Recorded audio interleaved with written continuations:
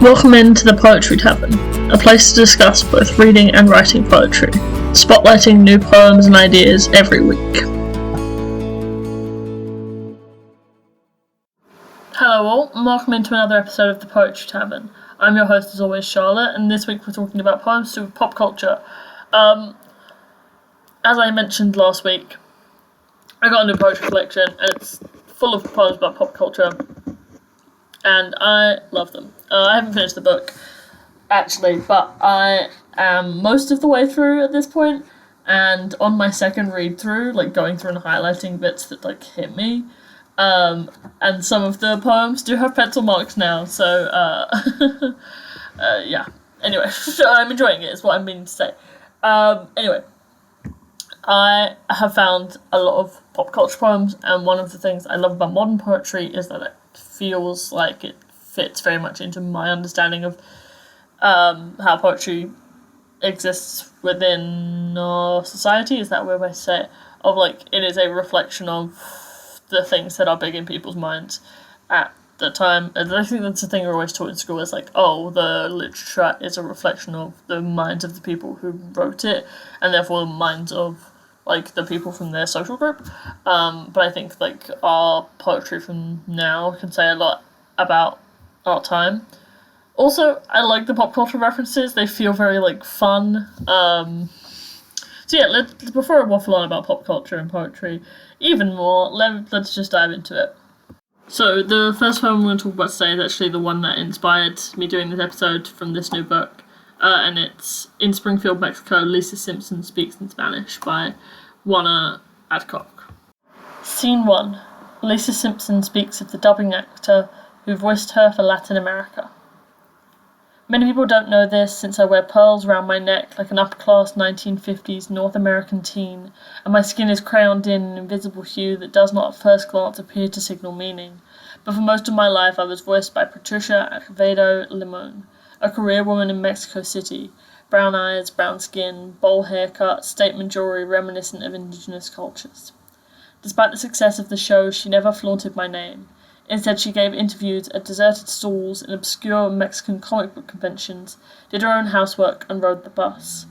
While still very young, she attended a voiceover school that taught her to make her voice more palatable to a wider Latin American audience, how to use neutral words in an unmarked accent, how to push her timbre to the back of her palatoglossal arch, in the style of the Spaniards, to the edge of her oropharynx, as far back as she could, to furthermost corner of the head, while still revealing a tender emotion the way women are expected from birth to take up as little space as possible, even with their own physical structures.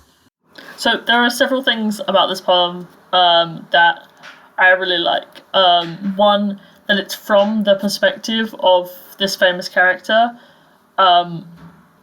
It's very interesting to sort of be what would she think about her own Latin America voice actor.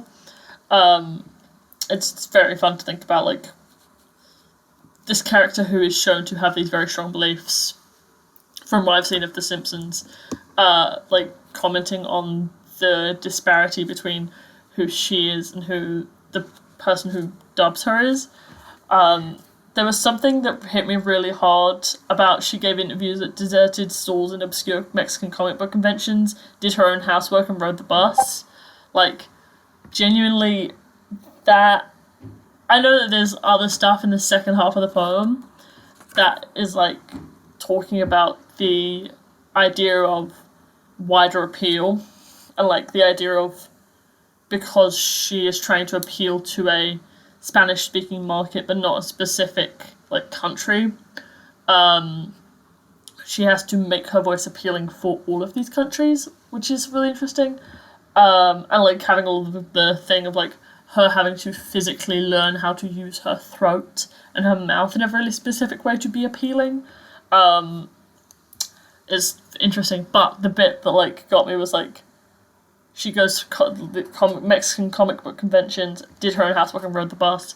This woman lived a simple, life. She didn't flaunt the fact that this was her job, that this was, her livelihood was this really big name thing that was in everyone's houses, she just did these normal things and did obscure comic book conventions, and it's just like this moment of zooming in on this woman as this like very down-to-earth character, like doesn't flaunt her job, doesn't flaunt her fame, because no one, like, very few people ever remember the name of the voice actors or whatever when they're watching a show. I certainly don't. I don't know, I mean, people who are really into it might, but like for me that's not something I really think about unless I'm going into the show aware of who these voice actors are.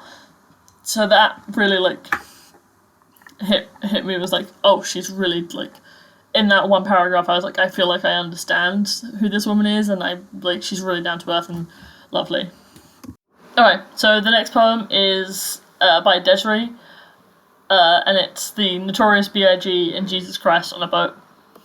Then, without warning, a furious storm came. Billows big enough to separate the weak from the obsolete. Biggie sucks saliva from behind his teeth, throws his hands into air, and Jesus sighs. Waves permeate the cleats of the boat like bullets and drive by. Sweat dances down Biggie's cheek. Finally Jesus asks, "Why are you so afraid?" Biggie pats his wallet to check his pride is still there. He wants forgiveness, but Jesus too has cast out all that's sold and bought on his block.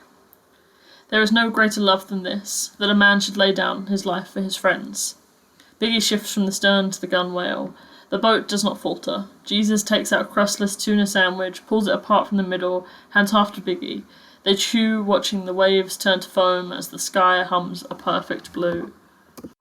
So this one, I don't think Jesus is a pop culture reference, but I do think the Notorious B.I.G. is. But like, this sort of felt like a double whammy of like these two big personalities. Or rather, I don't know if I'd say Jesus has a big personality, but it's a very well known and established one. There was just something about the imagery of these two people on this boat that really, really shook me.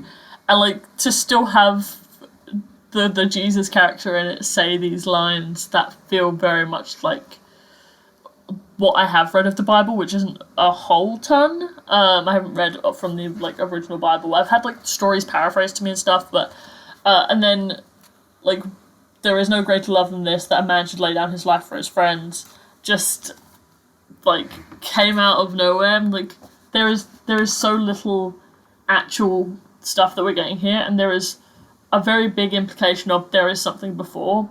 There is another Desree poem in this collection, and it has a very similar vibe of like, we do not want to know what the surrounding world is, beyond the fact that it places it in our world in some extent, because of these like real like actors and musicians and big names and celebrities.